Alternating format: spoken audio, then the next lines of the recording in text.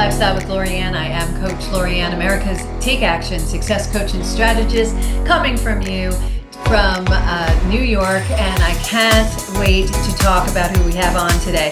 Listen, you know me. If you've been listening, I empower, educate, inspire, and ignite people to take action with jet propulsion. And I have to tell you, our guest today, I don't have to have her ignite her at all because she ignites herself. Chef Nykira Sasaki. She is amazing. I met her at Hudson Table and she just blew me away. Not only with her chef style, but all her dreams and her visions and the steps that she takes. She is just an empowerment that when you hear her and you listen to this episode, you're going to be inspired to chase your dreams because she knows how to chase hers and take action. She's a full-time chef and entrepreneur with a background in, believe this, screenwriting and production. So she is really, really full circle, and I am so excited to invite her in today. Welcome to the show, Chef. And I see you're on the side of the road calling in, and I love that.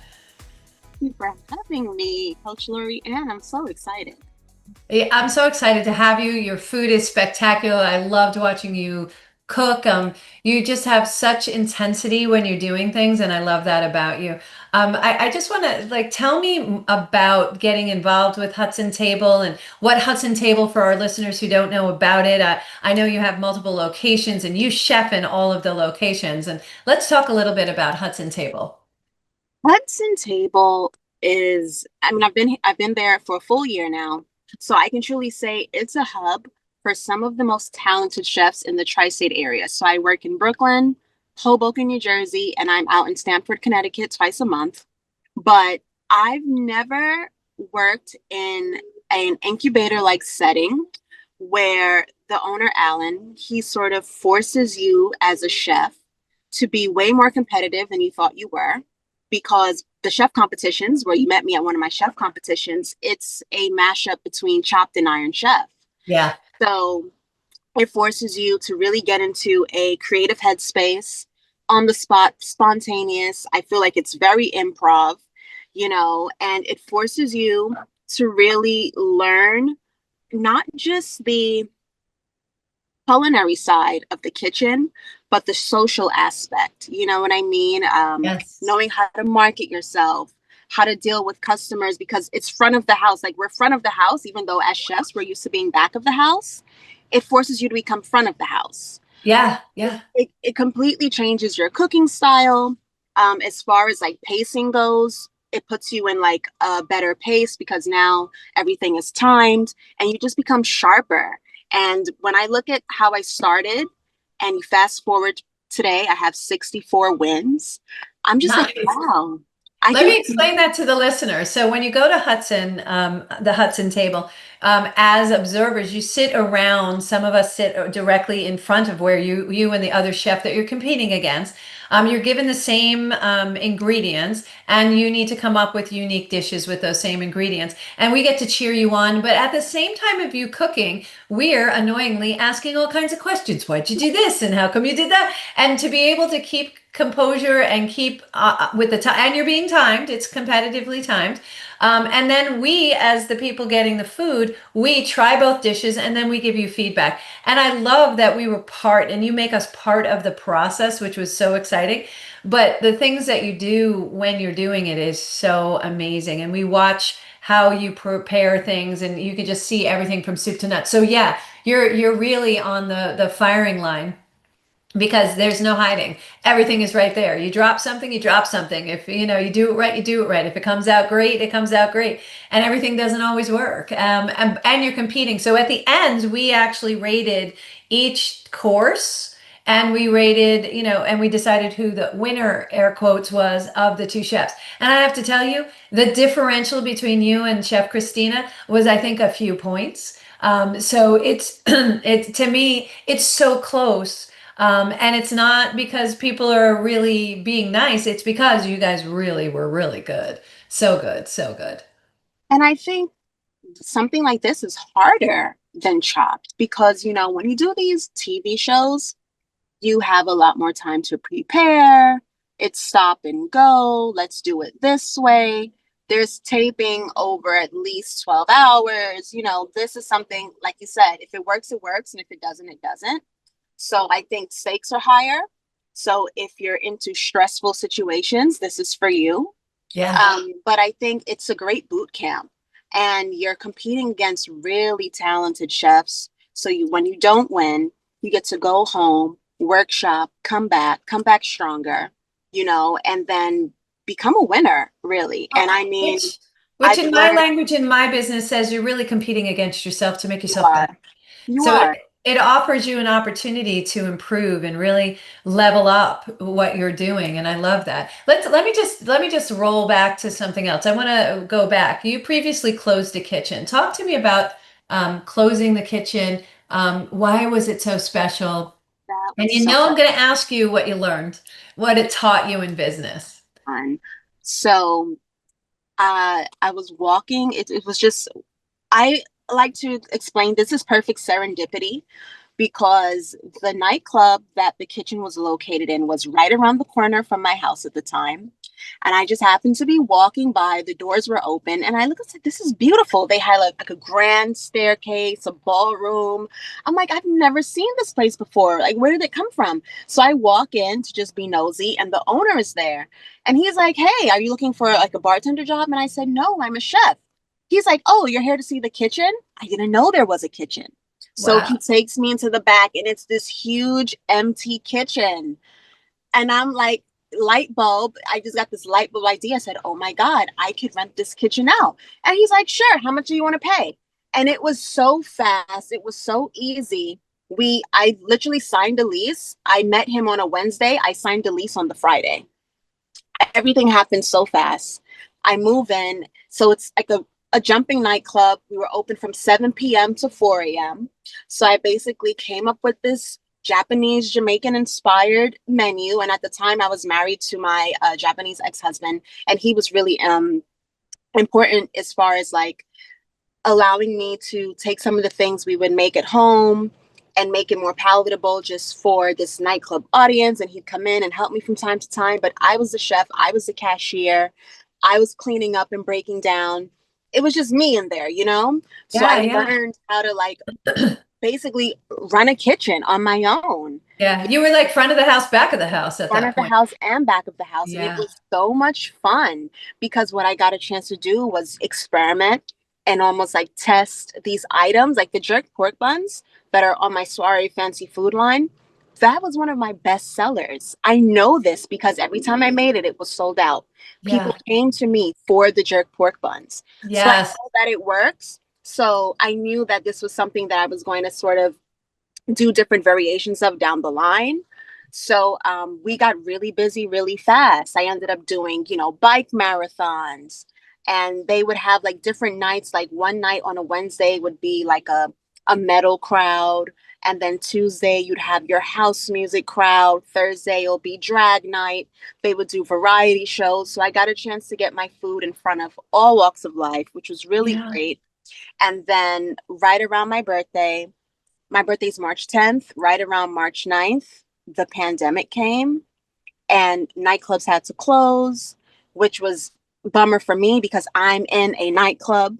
So it was a lot of days when I was just sitting in the kitchen by myself, no customers, but I was still really optimistic because at the time, nobody knew how long this would last. So Right. people were still kind of peeking into bars. Are you open? Are you open?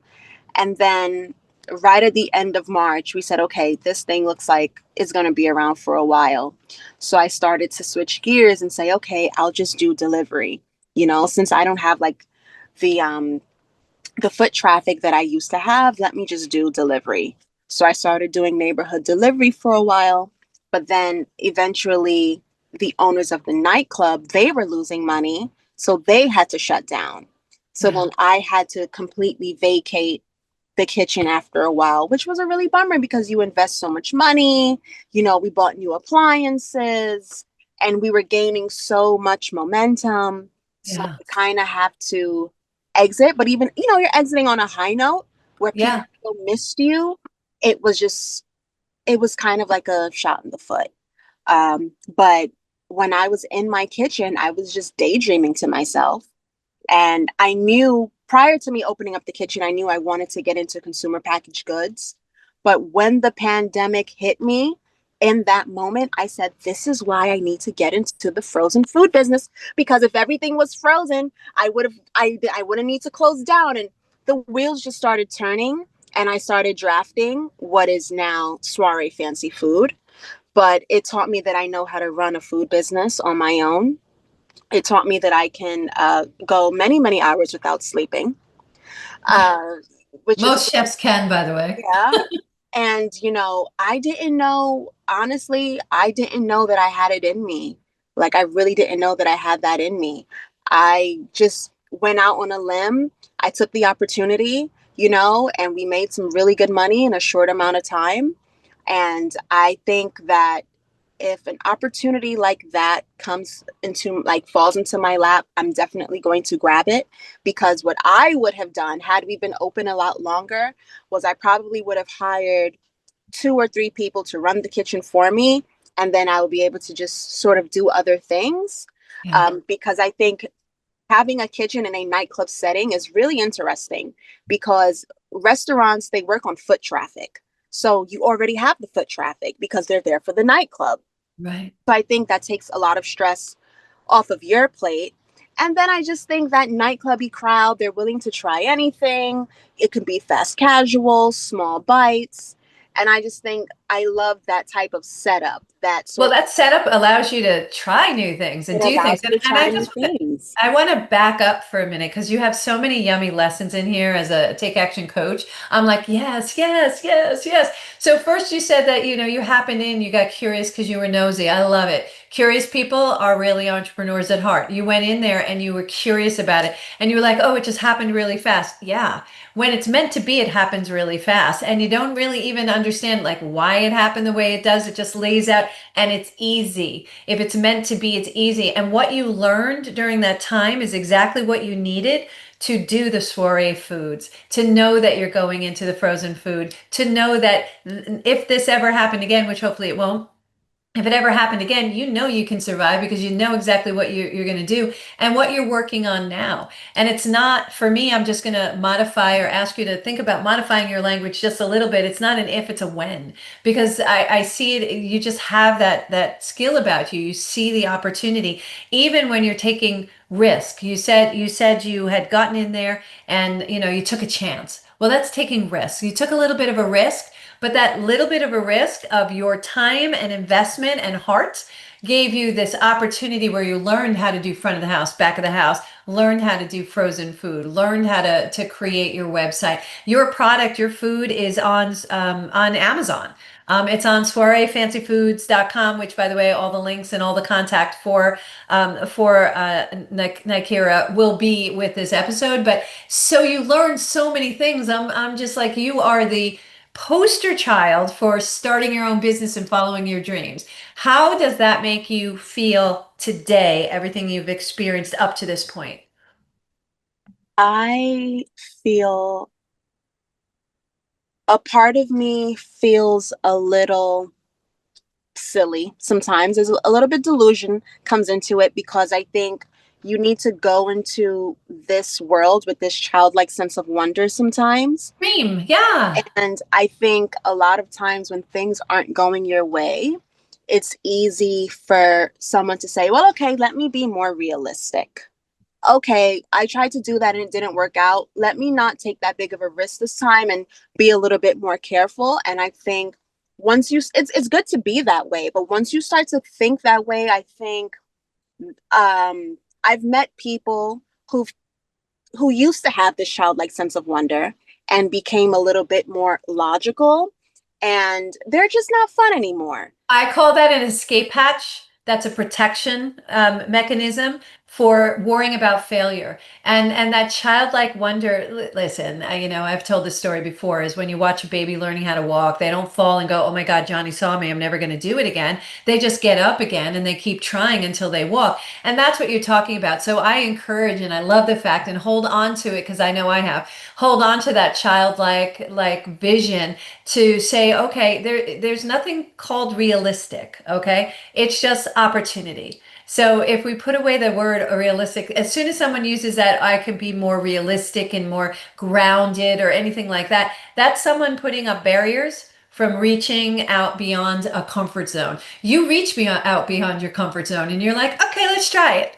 You know, with unabandonment, like a young child would, and not calling you a child, but that you kept that childlike mindset. And I love that. That is such a gift, Nykira. I mean, people have been telling me to be more realistic my entire life. I Oh, mean, it's please. just like even I when heard we're it all the doing time. I just don't hear it anymore. when we're at Hudson Table, coming up with certain menus, I think sometimes I would pitch something and it sounds probably so bizarre, but it ends up working, and now I tell people in my intro, just trust the process. There are no rules to the kitchen. And even I could even see this when I was doing my packaging for my frozen foods. I was working with a packaging designer, short story. I said, okay, let me get a graphic designer to design my packaging. And I had a visual in my mind. And as I'm telling the artist what I wanted my packaging to look like, he kept saying, well, that's not what the other brands in the supermarket look like. And he's showing me examples of the other brands. And he's like, well, typically, this is what frozen foods look like. And I kept saying, this is not like anything else I've seen. Like, I don't want my frozen foods to look like what's already on the shelves. Long story short, it didn't work out. I wasted $2,000. So I ended up downloading packaging software. And I took 3 months and I designed my own packaging, and Yeah. it looks the way I knew that it would look in my mind. Yeah. And I just feel like sometimes when you have a vision and when you have a dream and you feel it and you know you're onto something, you just have to go with it and trust yourself. I'm 36 Yeah. years old and I've gotten where I am today by trusting myself.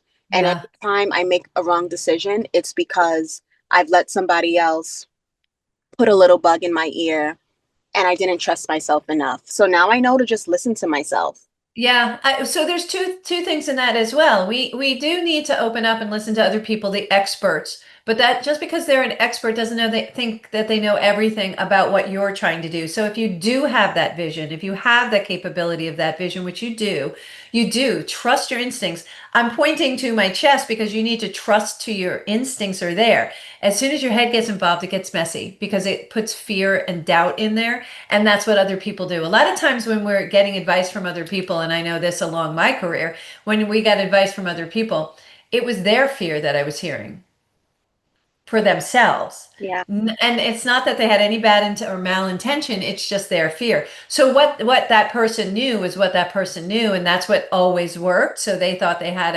a pattern and a rhythm. But if everybody stayed in pattern or rhythms, Apple wouldn't be here. Amazon wouldn't be here. All the big names and successful people wouldn't be successful because they would have conformed to other things. And so go with your heart, follow your heart. And that's what you do. What in your lifetime, where do you think it happened that you determined and decided, I'm following my heart. I'm listening to my instincts. I'm paying attention to the signs. So, this goes way back to high school. I went to LaGuardia High School here in New York, it's a performing arts high school, the biggest performing arts high school, but I was a Sure. ballet dancer for most of my life. And when I was a sophomore in high school, so I went to LaGuardia for dance. I I didn't stop falling in love with dance, but I knew right then and there that I didn't want to pursue a career as a dancer. And I was always a writer. And that's when I knew, okay, um, I want to start getting into screenwriting and doing other things. And you have an opportunity sophomore year in high school to audition for another major to kind of switch gears. And I felt at that time I maybe should have auditioned for the drama department because I would have been able to focus a little bit more on screenwriting from then. I still had my dance background, whatever. But my mom was really adamant about me sticking with dance. And I get it. She invested a lot of time and money into my training. And so she kind of steered me away from auditioning for drama. And I continued, throughout the dance department. And um, as I continued high school, my heart wasn't in it anymore. You know what I mean? My heart Yes, I wasn't in do. it anymore. And then I think that's when I became a bit of an introvert. I kind of went more into my shell because every day I was getting up and I was doing something that my heart was no longer in. And once I finished high school and I was able to just kind of do other things that was more in alignment with what I wanted, Yeah. I knew like, darn, I wish I would have done this sooner. Darn, I wish I would have done this sooner. But as a teenager, you can't make choices for yourself. So I Right. get it. But it was Good at that moment, intention. Mom had good intention. great intention. Yes. Good direction. That's what she knew. But you know. Yes. Yeah. So I feel like it was after that I said, you know what? Anytime I feel it, that's what I'm gonna do. Just do what it is that I feel like is best for me. So after high school, I just started doing my own thing, like focusing on my other. I love being a dancer. I think I'm always going to have that training, but I'm following my gut now and I'm pursuing other things that I have a talent for. Oh my gosh, I love this story so much. I mean, I was enamored with you when you were cooking for us, but oh my gosh, what a great story. You're such a good role model. You're listening to Healthy Lifestyle with Lori, and we're going to take a short break. We're going to come back with Nykira so Chef can talk more about what she does and her line, soirefancyfoods.com. We're going to take a short break. We'll be right back.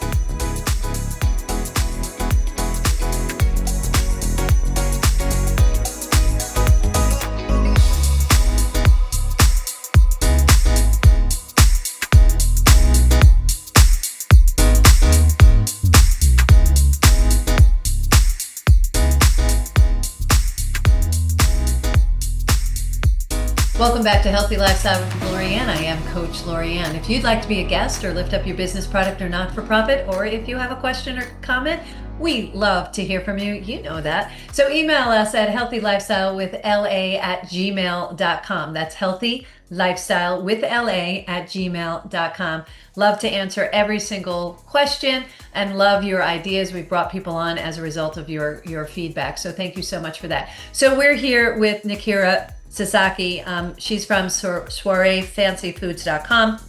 We met at Hudson Table. I love Hudson Table. I love the concept of Hudson Table, and that it's competitive and that chefs are leveling themselves up by having these competitions, and we get to play as a part of it. We get to play when we're there as well. One of the things though that I do know about you, and it's something that we have in common, is that you do pay attention to astrology, as do I. And I just wanted to talk a little bit about that because I think you bring up some sage points about astrology. So why is astrology so important to you, and how has it helped you? Astrology is important to me because it's the earliest science, and I think it's the roadmap to our life that nobody teaches us how to read. You don't learn that. One, because I think the Western world has watered astrology down to the back of your newspaper, the back of the Glamour magazine, where you see these like 3-4 line blurbs about being a Gemini, being a Virgo. And that's not astrology. It's bigger than that. Right. It's where the planets were when you were born and how they influence everything from the way you look physically, from your health to your relationships, the people you attract, your behavior in school, how you're raised. It can even show you when you look at your birth chart if there is a death of a parent. It just shows you so many things about yourself. And I think astrology is one of those things where it's like religion. People only find it when they're in a crisis. Yeah. And Yeah. sometimes you need to be in a crisis to find something like that because it helps you. And I think, especially in this day and age where mental health, I think that term mental health is thrown around. People are just lost and confused sometimes, and they need to understand themselves. And I think getting into astrology, studying your birth chart, and knowing how to properly read your birth chart gives you all of the answers to Yeah. what it is that I think people are seeking. Everyone is seeking answers. I think though that, and I feel very strongly about this through my own experience, is that whenever I was seeking things out, and that's how I got into astrology, of course, and anything that I've learned, it's because I was seeking things out because I had a question in my mind. I was confused. And that's the point where you need to outreach. And if you have this thought, hey, let me look at astrology, let me look here, let me look there, Let me learn more about that. There's a reason for it. There's a reason for everything that we do. And our astrology report, and this is why, governments and past cultures have poo-pooed this. If we had that empowerment, do you imagine how strong everybody would be? So, sometimes I think our society tries to keep us small so they feel bigger because you don't have those tools. But if you pay attention to tools like this, like for me, I talk about signs. There was a reason why we met. There's a reason why, we touched each other's lives. There's a reason why people bump into us. There's a reason for everything that's happening to us if we are paying attention to the signs.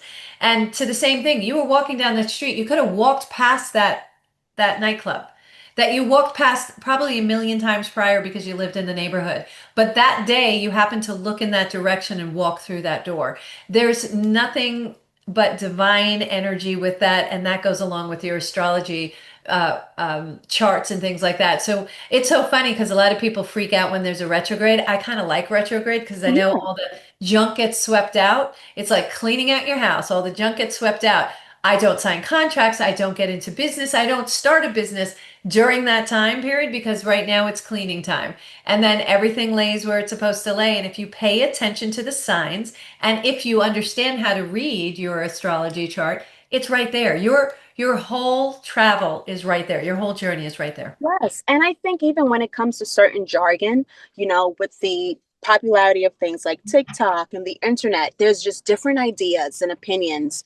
And you get so confused with everything that you read. I used to be so scared of the word retrograde.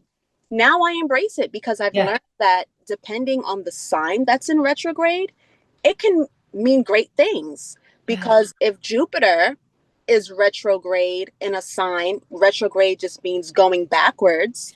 So if Jupiter goes backwards to your second house and he's sitting in your second house, that's great for your money. It all depends on the house placements. And I think that's something that more people need to learn. And you said something, you said they don't want us to know that because they know it. Presidents use astrologers. Yes. People who own businesses, huge businesses, rely on an astrologer because they know that you don't just do something because you feel like it. Timing is everything. So Yeah. you might need to wait for Pluto to be in Aquarius, which is what we're in right now. So everyone has a platform. TikTok is huge, YouTube is huge. That's all Pluto and Aquarius. Yeah. Certain businesses, AI is something that's huge right now. That is peak Pluto and Aquarius. And then if you go back into history, when you look at the Industrial Revolution and you just look at America and how we've evolved into this great country, astrology definitely played a role. So Yes. I'm Yes. just I pay more attention to those signs, It's kind of like synchronicity. I call it an instruction booklet. It's kind of It your instruction is. It booklet if you is. want to look at it that way. And if you don't, that's okay too. I just say, why do you think it's so, why is astrology so taken, like so many people poo-poo it? What's your thought on that? Because I just think because they don't understand it, they make fun of it. It's kind of like I'm an herbalist. And so years ago, it wasn't cool to do herbals and I'm an aromatherapist as well. Now it's in, so everybody's like in aromatherapy land. I And think I've been doing that since the culturally, 80s. Don't do math.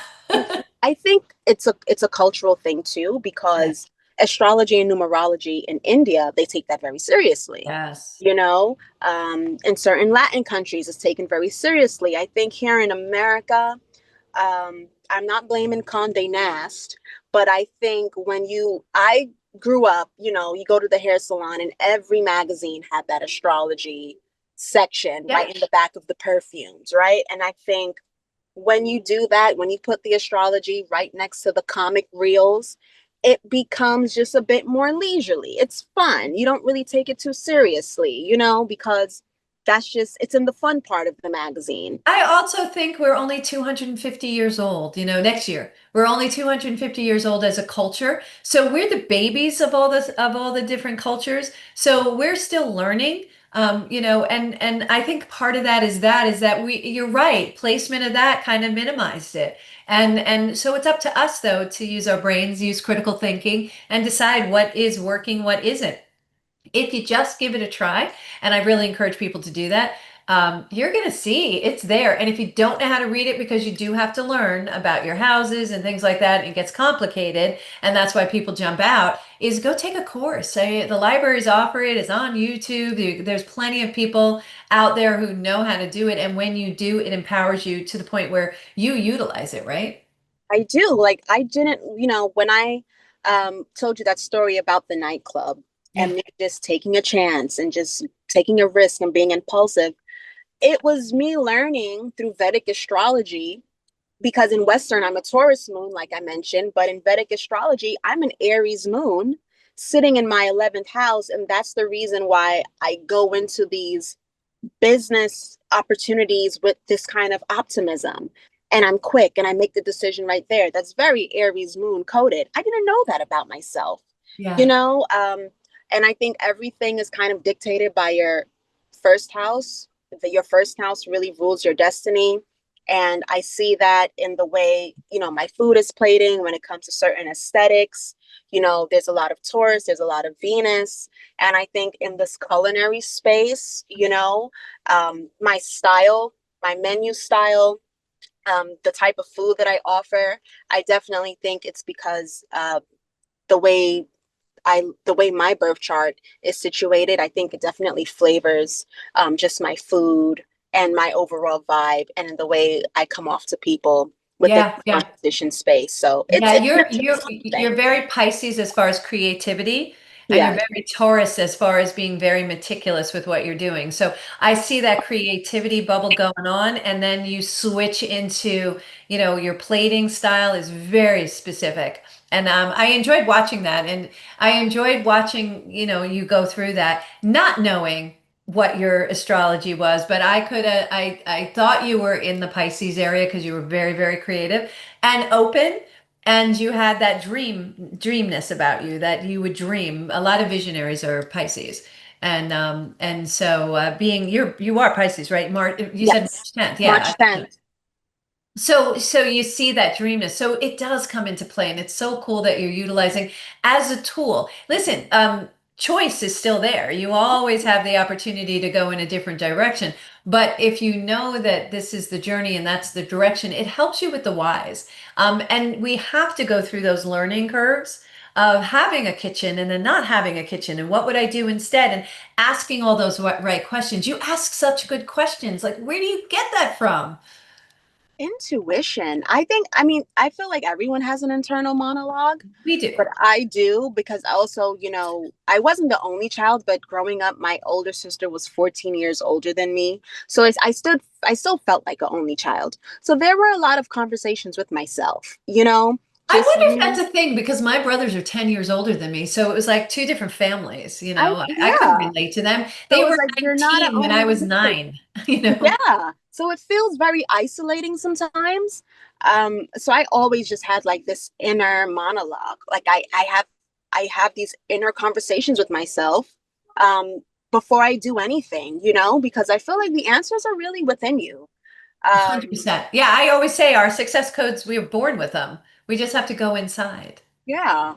And I'm always, and I take criticism really well. And I think that comes from my background in dance, just that auditioning process, that feedback, going back Discipline. home, practicing discipline. So even when it comes to like my food and how it's received, and I'm always workshopping myself. You Yeah. always need to workshop. My dance teacher used to say, that's why we rehearse, you Yeah. have to rehearse. There always has to be a dress rehearsal. So I'm That's so always funny just you say doing that, because that. as a performer, I'm a singer. As a performer, I will not perform unless I rehearse first. I You need have to be in the to. space. I need to rehearse. I need to feel the energy of the space so that I have that confidence and I give 120% to the audience when I'm having it. So yeah, I totally understand. And I rehearse everything. Yeah, you I make totally sure do. that I have a run through of everything so I can show up and give whoever, whether I'm coaching them or whatever, I can give them 120% because that's where I want to be. So I need to move a little bit. You talk about Harlan positioning. Explain your Harlan positioning and why. Harland positioning. Yeah. Didn't you talk about Harlan positioning?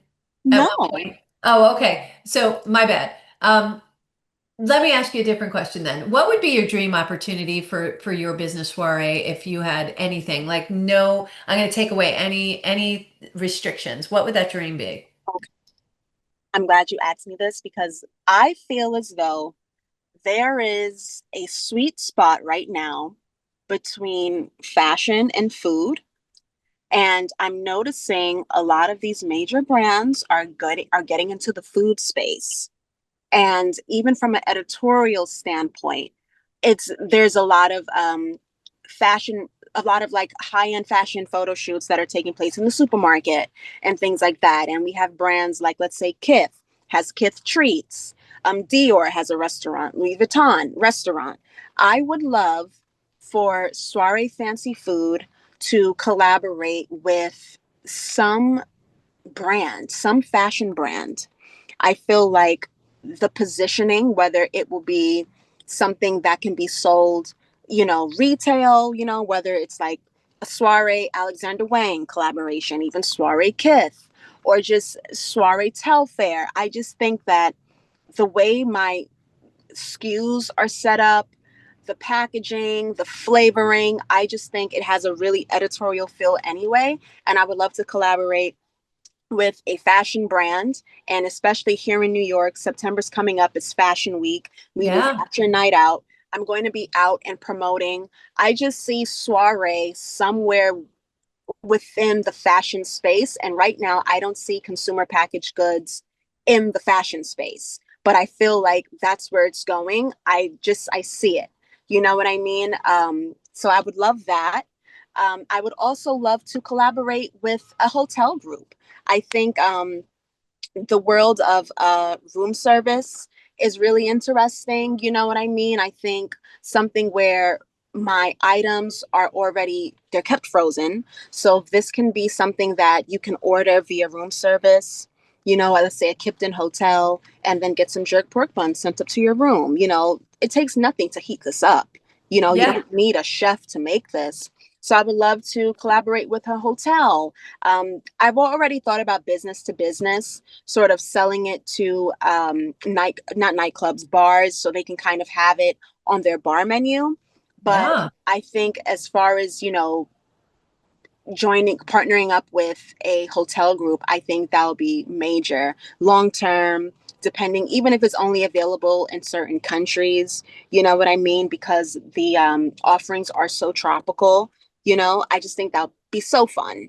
Yeah, that And would be I'll be great. able It to, sounds like a pop-up to me. It sounds like a collaboration with like McAllen and a pop-up with your food and then encouraging fashion to come in to try it as well as other people. So you and I should talk because I just got a bunch of ideas that might move you in that direction. when, So I love when you go to these events, they're eating food. The yeah, models have to eat. I always say, they're always eating, but it's like maybe they might hire someone or it can be catered. But I think having these like frozen items that are just kind of tailored or based on a collection, I just think would be so much fun. yeah, And especially, I'm a fashion girl. I love the world of fashion and all of that, and I see it.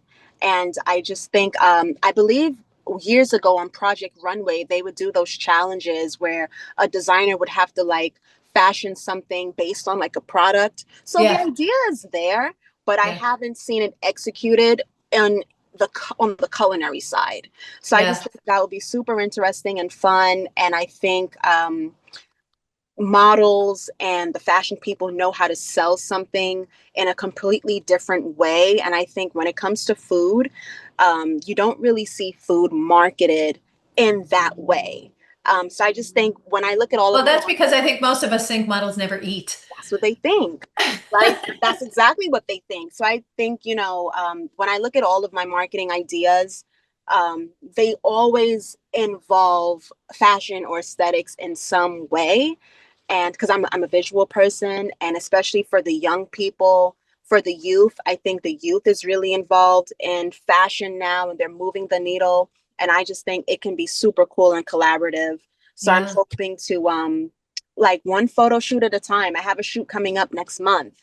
that's going to be really cool. And I'm hoping that like when I get them back, like you'll see it. When you see it, you'll know exactly what I'm talking about. But Yeah, that well, should be, you'll have to come back on when you're done so you can oh, show us and we can absolutely. talk about it more. And it just sounds like such great things, and you definitely have the vision, and I love that about you. You are very fashionista because Oh, I noticed before you put on your apron, you had this great outfit on, and I was like, she's going to chef in that, and then you covered with apron. I'm like, oh, thank God, because you look so beautiful as you're chefing, and I was like, that's kind of annoying because I usually look like a hot mess when I cook. But it was, and I mean that all joking and with lots of love. But your food is spectacular. I thank love you. that you have your food line, your frozen food line. Again, I will say any way I can help, just let me Thank you, just Lori. call me. I would love to hook you up with a couple of different distributors and stuff. And I do have a couple of ideas of that collective work that you're talking about. But one last question before I go is if someone gave you $10,000, what would you do with it? The first thing I would do is spend $4,000 in just marketing, getting my product out to a few influencers. If I need to pay them, that's fine. I would also get the best um, shipping packaging for my product, something that I know will get to you and stay frozen in 2 business days. But I focus so much on marketing. I think marketing is 60% of the game. So I put a lot of it in marketing and just getting the right shipping tools and Yeah. opening up that shop and getting it out to people quickly. Yeah. I think we need to talk after the show because I'm going to hook you up with my guy who knows all about shipping. And I think that will be a nice conversation for the two of you. So I think that's great. I love what you do. Last thoughts. I'm a take action coach. So what can the listeners do to take action to get to your product? To take action, definitely go to soireefancyfood.com and I'll be having a countdown when everything goes on sale on the website. And you can read all about it, look at the packaging, and join our mailing list. Yeah, love it, love it. You are someone to look for. You're someone who is going places, and I can't wait to talk about you in 20 years at your 20-year overnight success I story. appreciate you having me. I really appreciate you having me because you didn't have to invite me on, and that was really kind of you. And this means so much to me. Thank you for listening to me babble, and I just You, really appreciate your outlook. And I think you're a great talent and I love what you do. oh, And you're thank fabulous. And I just thank you for that. This means a lot to me. Listen, I was so inspired by your energy, so inspired by what you're thinking, so inspired by your entrepreneurial mindset that we could not have you on Healthy Lifestyle. So thank you for joining us today. And thank My you all for thank you all for joining us, and I hope we earn the privilege of your time. Our show, you can see us next Saturday at 3 p.m. on JVC Broadcasting and iHeartRadio. I need to let Nykira go because she needs to get to her job. She's cooking tonight. She stopped on her way just to be with us today. So I so appreciate you. And I can't wait to have you on again and just watch your success and watch you soar to success. Until next time, I am Coach Lorianne, America's #1 take action success coach and strategist. Let your dreams be bigger than your fears and let your life be filled with joy. Until next time, have a great week. Thank you. Bye, Lori. Bye.